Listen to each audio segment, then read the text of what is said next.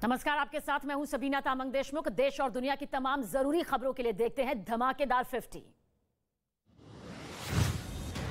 जम्मू कश्मीर के कठुआ में पाकिस्तान की ड्रोन वाली साजिश नाकाम कर दी गई। भारतीय सीमा में घुसे पाकिस्तानी ड्रोन को मार गिराया गया। पाकिस्तानी ड्रोन से 7 मैग्नेटिक बम और 5 ग्रेनेड बरामद हुए। नेपाल में तारा एयरलाइंस के लापता प्लेन का दिखा मलबा। 4 भारतीयों समेत 22 लोग विमान में सवार थे। विमान ने पोखरा से उड़ान भरी थी।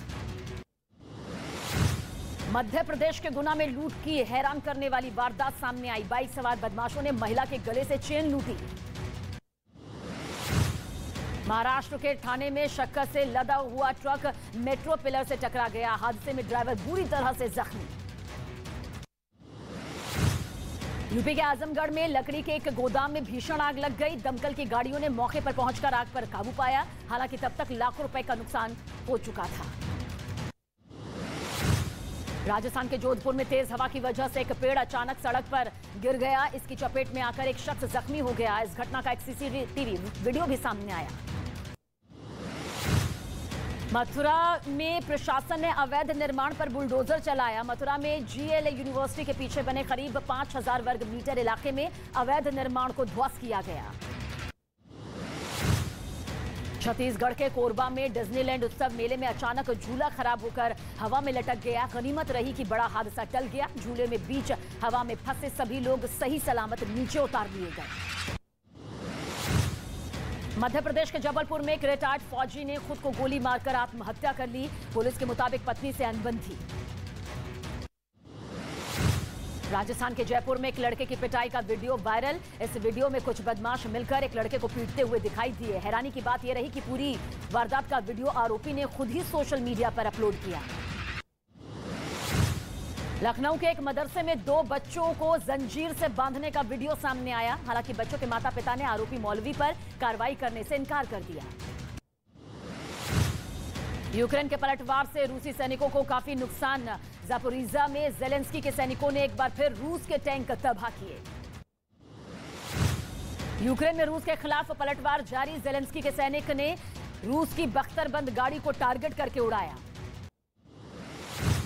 यूपी के प्रयागराज में डकैतों के साथ मुठभेड़ में पुलिस को बड़ी कामयाबी मिली। पुलिस ने डकैतों के सरगना समेत 9 को धर दबोचा। बिहार के हैं सभी डकैत। मध्य प्रदेश के रीवा में कुएं में गिरे भालू को निकालने के लिए रेस्क्यू ऑपरेशन किया गया। वन विभाग के साथ पुलिस और स्थानीय लोगों ने मदद की। बिहार के गोपालगंज में अतिक्रमण के खिलाफ कार्रवाई करते हुए 12 तालाबों के आसपास से अवैध निर्माण हटाया गया। साथ ही 24 से ज्यादा लोगों को 3 दिन के अंदर अवैध निर्माण हटाने का नोटिस भी जारी किया गया। बिहार के बेतिया में शादीशुदा लड़के और उसकी महिला दोस्त को गांव के लोगों ने रात भर बंधक बनाकर बुरी तरह पीटा। इसके बाद सुबह शादी करवाकर दोनों को गांव से बाहर निकाल दिया।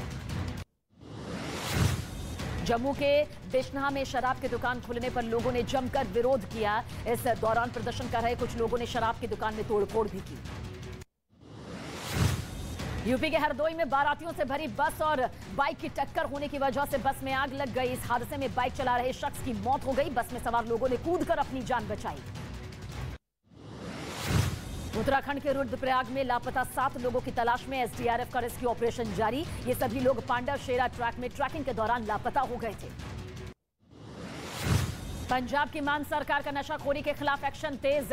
पंजाब के गांव-गांव में तलाशी अभियान तेज। जयपुर एयरपोर्ट पर कस्टम विभाग की बड़ी कार्रवाई में 1.25 करोड़ का सोना जब्त। मस्कट से आयरन प्रेस में छिपाकर लाया जा रहा था सोना। यूपी में कामकाजी महिलाओं को योगी सरकार की बड़ी सौगात। विशेष परिस्थितियों को छोड़कर शाम 7 बजे से सुबह 6 बजे तक महिलाओं के काम करने पर रोक लगाई।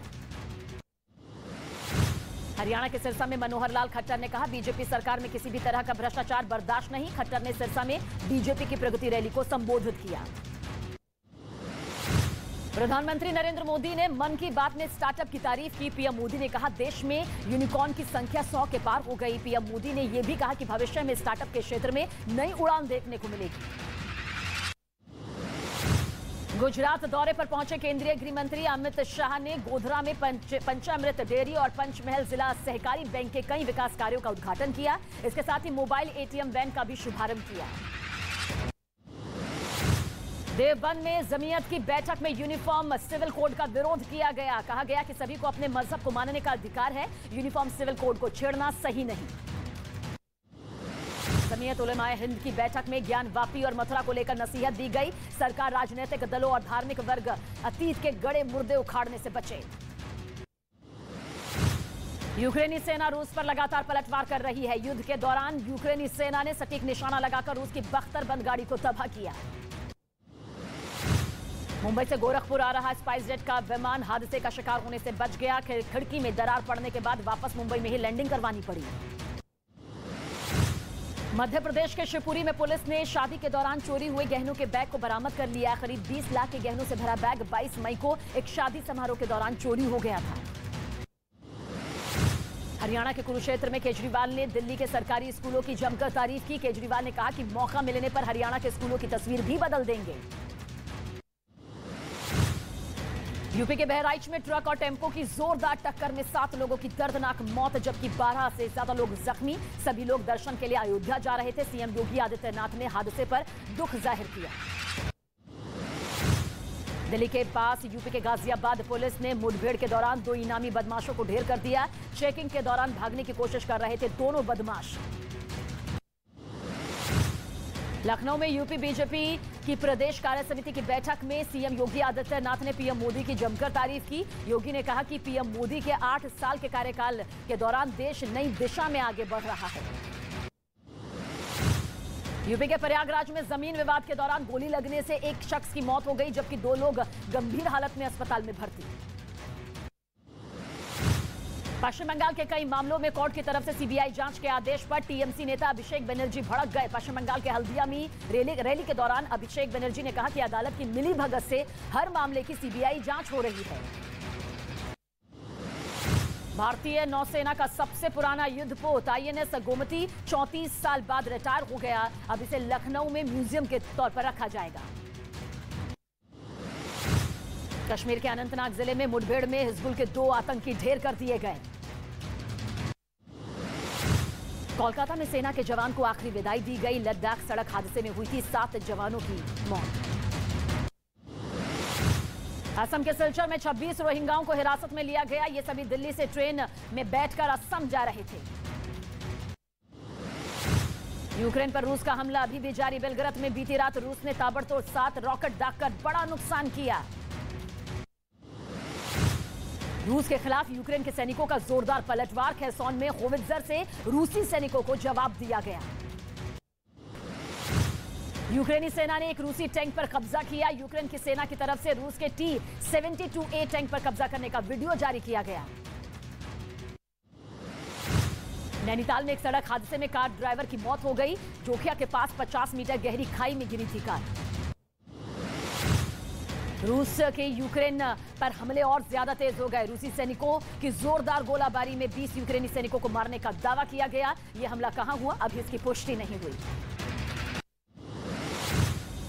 रूस ने यूक्रेन पर हमले का वीडियो भी जारी किया। अटैक हेलीकॉप्टर से यूक्रेन के ठिकानों को ध्वस्त किया। उत्तराखंड के हेमकुंड साहिब में बर्फबारी से मौसम सुहावना हो गया। हेमकुंड साहिब में अब तक 15,000 श्रद्धालु पहुंच चुके हैं। एशिया कप हॉकी के सुपर 4 स्टेज मुकाबले में भारत की शानदार जीत। जापान को 2-1 से हराकर लीग मैच में हार का बदला लिया। आज मलेशिया से टीम इंडिया की होगी जोरदार भिड़ंत। अहमदाबाद के नरेंद्र मोदी स्टेडियम में आज आईपीएल 2022 का फाइनल मुकाबला खेला जाएगा। खिताबी मुकाबले में राजस्थान रॉयल्स और गुजरात टाइटंस की भिड़ंत होगी।